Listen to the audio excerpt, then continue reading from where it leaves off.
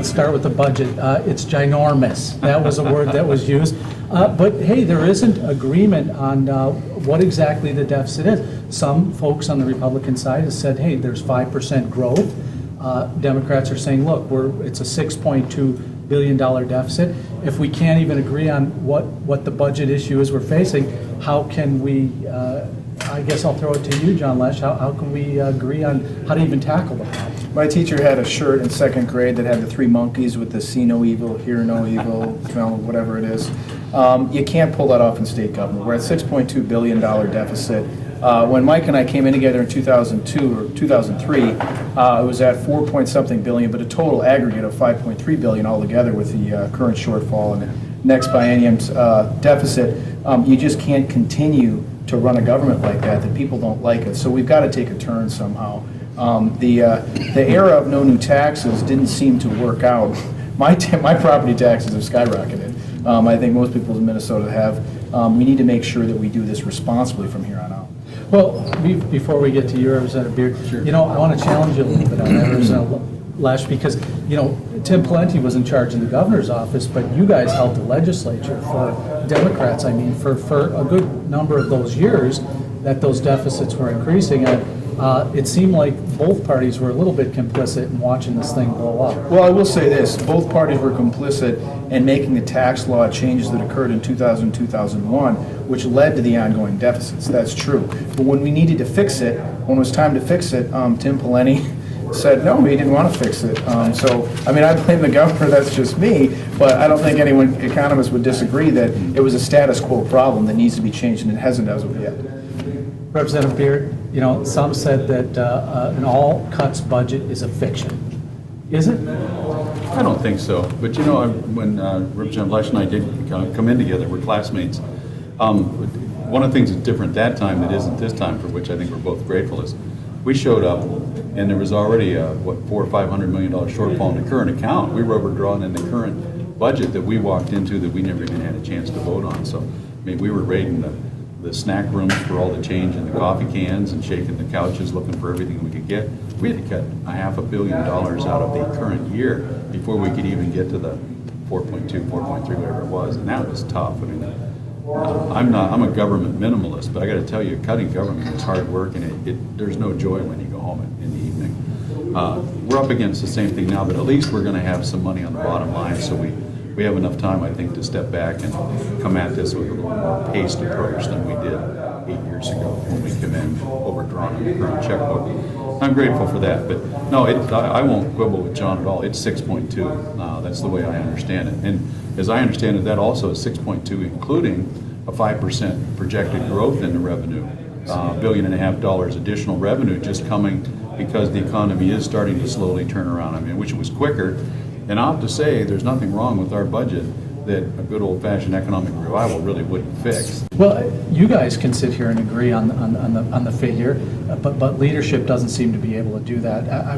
Let's at least recognize that there's disagreement over what the figure is and how much the growth is, and Sure. I'm not sure that the general public understands why that disagreement exists. I know there's a little bit, to a certain degree, there's political posturing that takes place, but let's talk about what it's going to take to get the leadership to first come to agreement on the number, and then what happens. Today, you guys, there was a bit of a blow up.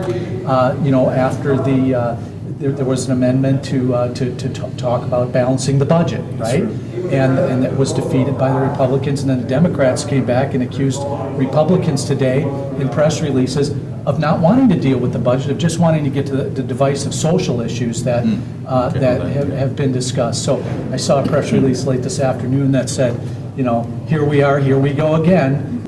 So what about an all-cuts budget? I think we have to look at the budget from a longer perspective.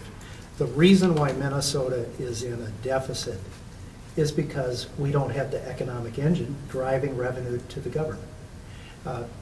People have to realize, since the Ventura days, since the reforms in the Ventura days, our revenue is based on the success of business. Senate File 1 being corporate tax cuts. I'm not sure that when you lead with that in attempting to resolve a $6.2 billion deficit, you're on the right track. I think when you see what the courts are facing, what's happening with healthcare, what's happening with education, I just think that that's not the way to go. And when you look at the state, and when you said business climate-friendly states, Minnesota, when we had higher taxes than we had now, significantly higher taxes, we became the formation of many of the, we have 20 Fortune 500 companies still. And they were formed here, they grew here, they moved here, expanded here, and grew here while we had these high taxes. And if you look at the states, they have the lowest taxes, what you'd call the business climate-friendly states, the Mississippis and the Alabamas and so on. Those aren't the states with the good economies. Those aren't the states with people having a lot of money. First up, let's get your 30-second take on the budget put forth lately by most recently by the GOP. Let's get you to start. Well, I got seniority, so let me go Right, second. yeah, no, you go first. No, I want to go second. I want a bad cleanup. Oh, okay, I see. You could go first. Well, let me just say this. We're in a terrible mess, a $6.2 billion deficit. But you all agree on that number. We knew it was coming. It might be a little bigger than that, even if you factor in inflation. We knew it was coming. We've known it was coming for a long time. We've had deficit spending for, I believe, 7 of the last 8 years, if not 6 at the very least of the last 8 years. So now all of the, all the gimmicks and all the low-hanging fruit is gone, and these two over here have a real tough job, and I wish them the best of luck and want to see how they do it, because the way they started, yesterday by attacking public employees, I thought was not a good way to start. But that's class warfare in their view. We'll get My to class that. warfare is more fair. Brings up a good point. We have to be able to say no. I mean, the idea that we just say yes to everybody, it doesn't work. We have a limited budget. We actually are going to have more money in the next 2 years than we had in the last 2. And if you tell folks in Minnesota, can you get by in the next 2 years with what you lived on last year? Most of them would say, I could only wish I had as much in a lot of cases. And so what Representative Rukavina was talking about in the case of the public employees, I'm chief author of House File 127. It's a bill to freeze state employees' wages, hard freeze, no steps and lanes, a hard freeze for 2 years. But the reality, I think most Minnesotans realize that's probably a job protection bill for good state employees, and a step we need to take in a direction towards this whole budget. We have to find a way to live within our means and first show how we can restructure state government. Well, that's what Dayton is doing, I think, out there, trying to seize some of the initiative from the GOP and make it look like he's pushing ahead with an agenda here in the month, or close to a month, 6 weeks really, I guess he had all together before he had to present a budget, basically to try and make it the Republicans look like they're not seizing all the headlines and all the initiative from him. I think he's essentially arguing like hell in his own way. And he's, I think, doing, to a large extent, the kind of thing that Barack Obama is doing at the presidential level, saying, look, I'm taking a moderate position. I'm going to offer a combination of spending cuts and tax increases. We'll see what the nature of those spending cuts and tax increases are that Dayton proposes. That's not what will come out of the sausage-making machine at the end, but it's what he'll propose as a starting offer. And I think rather than start with an extreme position, and this is where I see a similarity to Obama, rather than stick with a position similar to his campaign rhetoric and say, we're going to do this totally through tax increases. Dayton is making an opening gambit that is supposed to appeal to the state's political middle that says, I'm a moderate, there's going to be a mix of spending cuts and tax increases, and he's going to leave it to the Republicans in the legislature to decide whether they wish to present their own mixed package of spending cuts and tax increases, or, on the other hand, to present a budget proposal that is comprised solely of budget cuts. A budget makes Minnesota taxes fairer by raising taxes only, and I emphasize only, on the wealthiest 5.5% of Minnesota taxpayers. Over 94% of all Minnesotans would see no tax increase under my budget proposal. My budget also increases funding for K-12 education above that caused by the increase in the expected number of students. and to protect state aid to cities, counties, and townships, thus preserving their essential local services like police and fire protection, and preventing state-forced increase in local property taxes. At the end of the day, the governor has proposed a huge tax increase on the people of the state of Minnesota, and the governor actually, and it's in his own document, and I brought it with, looks at cutting $500 million, less than half of what the legislature sent him just last week. $6 billion gap, and the governor's answer, fair and balanced in his word, is let's reduce the budget by $500 million. I think that is far from balanced. So, first of all, the Republicans like to say that this is a huge tax increase on every Minnesotan. The reality is it's going to hit 5% of Minnesotans are going to be paying higher taxes. So if you are a single person making $100,000, you're going to pay $100 more next year. That's kind of at the low end. And 95% of Minnesotans aren't going to see a dime of tax increases under this bill. Now, and they're the ones who were elected on this platform of let's get up there, let's clean up the budget. You know, that was what they sold. They stayed away from social issues during the campaign. But yet and still, Representative Biskins, now they're up here, and the bills that have been proposed on the floor regarding social issues outnumber the budget balancing bills 3-1. And some of those bills actually cost money. The voter ID bill added money. The nonpartisan analysis said that it actually added money to the deficit, not reduce the budget. There are all these things going on. Marty, I think that's it's a very unfair characteristic when you say the social issues and then you say voter ID. Voter ID is a social issue? I don't get that. Well, let me say divisive voter issues. Integrity is not a social issue. Does it Well, divide if it us? disenfranchises voters, as the Democrats say it might. Does it divide us? Well, sure it does. Most issues are quote-unquote divisive issues. Very few things do you see 134. But that's not what you guys campaigned on. Well, but agreed. You know, the governor in his veto letter, he did highlight the fact that he thought that there were $428 million in potential property tax increases. You echoed those same sentiments in the post-news conference address. Where are you at on that? Is that right? Is that accurate? This comes right from the Department of Revenue, nonpartisan and based on historical fact that, we've seen these $3 billion plus in property tax increases in the state in the last 7 years. But what the Department of Revenue will tell you based on their analysis of historical fact, you cut $1 from local governments, you're going to see a 67-cent increase. That's what happens, and if you talk to LGA, they're going to have to make it up somewhere. If you cut LGA, and especially now that we've cut it, and remember LGA, we talk about LGA and use these acronyms, that's money that's used to pay for firefighters, that's used to pay for police, that's used to pay for plowing snow. I mean, it's basic services in these communities all across the state. So the days of sidewalk poetry and water fountains and all that stuff's over, right? And if that was ever paid for with LGA, I don't think water fountains ever were, in fairness to the mayor of Minneapolis, but yes. All right, fair enough. So. Representative Biskins, Well, final word you on could that? make that argument, but of course LG goes right into the general fund, and the general fund did pay for the water fountains, as well as they paid for municipal liquor stores, municipal pools, municipal movie theaters in some counties. So, to say, well, we've got to cut fire departments because we're not getting the LGA is a little misnomer. It's kind of funny.